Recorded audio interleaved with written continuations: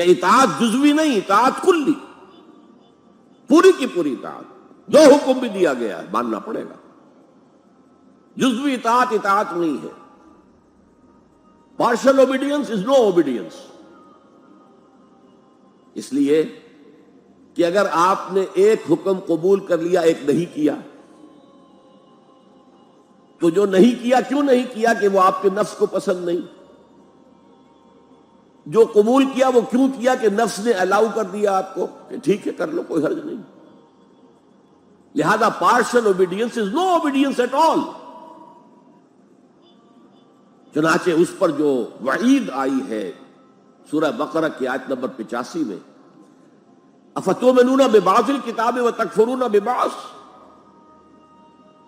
تو کیا تم ہماری کتاب اور شریعت کے ایک حصے کو مانتے اور ایک کو نہیں مانتے؟ فما جزاء من یفعل ذلک منکم، تو جو کوئی بھی تم میں سے یہ روش اختیار کرے گا اس کی کوئی سزا نہیں ہے الا خزی فی الحیات الدنیا، سوائے اس کے کہ دنیا کی زندگی میں ذلیل اور خوار کر دیے جائیں۔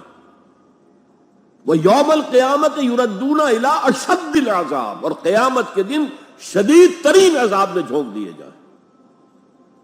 وَاللَّهُ بِغَافِلٍ عَمَّا تَعْمَلُونَ، اور جو کچھ تم کر رہے ہو اللہ اس سے غافل نہیں ہے۔ تم اپنی ظاہری ٹیپ ٹاپ سے، اپنے داڑھیوں کے طول سے اللہ کو دھوکہ نہیں دے سکتے، اپنے عمروں اور حجوں کی تعداد سے اللہ کو دھوکہ نہیں دے سکتے۔ He sees you through and through، تمہارے باطن کو دیکھتا ہے، تمہارے دل کو دیکھتا ہے، اسے معلوم ہے کہ تم نے حج تو کیا، حرام کی کمائی سے کیا ہے۔ یہ بڑی شدید وعید والی آیت ہے قرآن مجید میں، کہ جس کا نقشہ ہماری نگاہوں کے سامنے آج دنیا میں مسلمانوں کی کیا وقت ہے، کیا حیثیت ہے۔ فما جزاء من یفعل ذلک منکم الا خزی فی الحیات الدنیا ویوم القیامت۔ اب یہ قیامت کے دن کی بات جو اللہ فرما رہے ہیں، دعا ہی کی جا سکتی ہے کہ اللہ تعالیٰ اس سے بچا لے، کرم فرمائے، اپنی شان غفاری اور شان رحیمی سے ہمیں اس روز کی ذلت سے اور شدید ترین عذاب میں جھونک دیے جانے کی جو یہاں پر خبر سنائی جا رہی ہے، وعید سنائی جا رہی ہے، اللہ تعالیٰ اس سے بچا لے۔ البتہ ایک بات میں اور آپ سے عرض کر دوں کہ جو کیفیت اس آیت میں سامنے آئی ہے یہ مستقل نہیں رہ سکتی۔ اگر کوئی شخص واقعتاً، چاہے آغاز میں اس کا دل پازیٹیولی ایمان سے خالی تھا، لیکن ساتھ ہی نیگیٹو نفاق سے بھی خالی تھا، کہہ سکتے ہیں زیرو لیول ہے، پلس ویلیوز اور مائنس ویلیوز کے درمیان زیرو آئے گا، تو باطن کے اعتبار سے چاہے وہ زیرو لیول پر تھا، لیکن اگر وہ اطاعت کرتا رہا، نماز پڑھتا رہا، روزہ رکھتا رہا، زکوٰۃ دیتا رہا، حرام چیزوں سے بچتا رہا، فرائض ادا کرتا رہا، تو اس سے لازماً ایمان پیدا ہو جائے گا اس کے دلوں میں۔ اس لیے کہ یہ دو طرفہ پروسیس ہے، بائی لیٹرل۔ ایمان سے عمل پیدا ہوتا، عمل سے ایمان پیدا ہوتا۔ عمل انسان جب کرتا ہے، اللہ کی راہ میں قربانیاں دیتا ہے، زادتہم ایمانا، ان کے ایمان میں اضافہ ہو گیا۔ کہ ایمان دل میں آ گیا تو ایک کشاکش اندر شروع ہو جائے گی۔ آپ کے نفس کی خواہش کچھ اور ہے، ایمان کہتا ہے غلط، کشاکش ہوگی کہ نہیں؟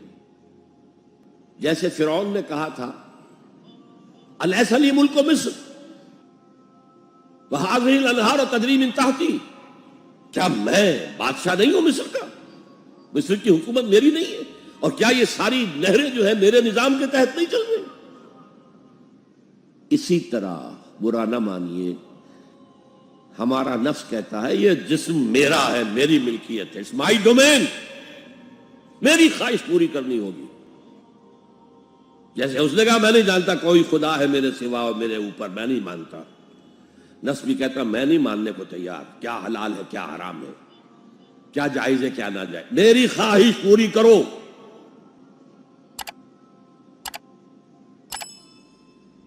اس کے خلاف جہاد۔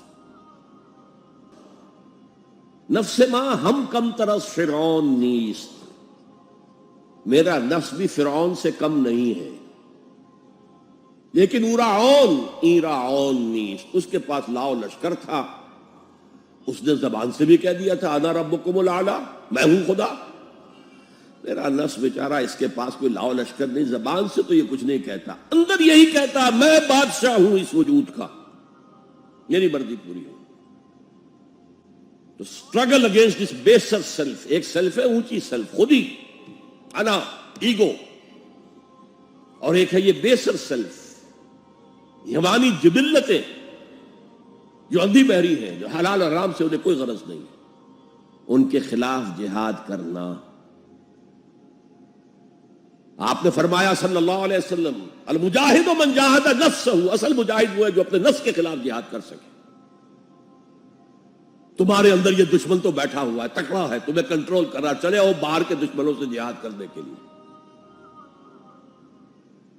اور ایک دفعہ حضور سے پوچھا گیا ای الجہاد افضل یا رسول اللہ، اے اللہ کے رسول سب سے افضل جہاد کون سا ہے؟ فرمایا ان تجاہد نفسک فی طاعت اللہ، اپنے نفس کے خلاف جہاد کرو، اسے اللہ کا مطیع کرو۔ یہ جو اندر کی کشمکش ہے، کشاکش ہے، یہ جہاد فی سبیل اللہ کا نقطہ آغاز، اللہ کا مطیع بنانا ہے نفس کو۔ اس کے ساتھ دو سب لیول اور ہیں، اس نفس کو بھڑکانے والی ایک قوت ہے انویزیبل، اور ویزیبل بھی ہے۔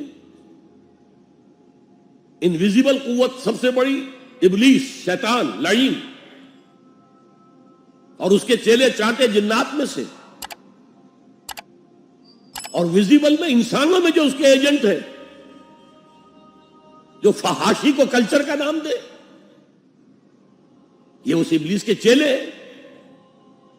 ان کے خلاف جہاد نہیں کریں گے آپ، اگر آپ ان کے خلاف ایگریسو ایٹیٹیوڈ اختیار نہیں کریں گے تو آپ ان کے دباؤ میں آ جائیں گے۔ ان الشیطان لکم عدو فاتخذوہ عدوا، اے لوگوں یہ شیطان تمہارا دشمن ہے، اس کو اپنا دشمن سمجھو۔ وہ تمہیں سبز باغ دکھاتا ہے، بدی کو مزین کر کے دکھاتا ہے، اچھے اچھے نام اس کے رکھ دیتا ہے، اور تمہیں آمادہ کرتا ہے بدی کے ارتکاب پر۔ نہیں، وہ تمہارا دشمن ہے۔ افتتخذونہ وذریتہ اولیاء من دونی، تم مجھے چھوڑ کر اسے اور اس کے چیلے چانٹوں کو تم اپنا دوست بناتے ہو۔ شیطان کے خلاف جنگ کرو۔ اور تیسرا اس پر سب لیول کیا ہے؟ معاشرہ اگر بگڑا ہوا ہے، اس کا عمومی رجحان برائی کی طرف ہے، تو سوشل پریشرز آپ کو ادھر دھکیلتے ہیں۔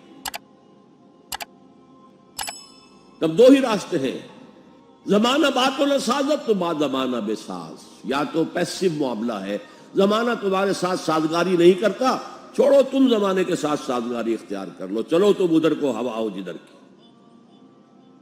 ایک یہ ہے کہ نہیں، زمانہ بات و سازت تو بعد زمانہ ستیس، زمانہ اگر تمہارے ساتھ سازگاری نہیں کر رہا تو زمانے سے جنگ کرو، لڑو، ریزسٹ کرو۔ تو تین جہاد ہو گئے فرسٹ لیول کے، 3 سب لیولز۔ نفس امارہ، لبیڈو، نفس حیوانی کے خلاف جہاد، اس کو بھڑکانے والے، وسوسہ اندازی کرنے والے، اس میں پھونکے مارنے والے، شیطان اور اس کی ذریت مانوی اور ذریت نسلی، جنات اور انسانوں میں جو اس کے ایجنٹ ہیں، ان کے خلاف جہاد، معاشرے کے خلاف ایک اسٹرگل۔ اب یہ 3 جہاد آپ نے کر لیے، اللہ توفیق دے ہم میں سے ہر ایک کو، تو اب یہ جہاد آپ کے جسم سے باہر نکلے گا، خارج میں آئے گا۔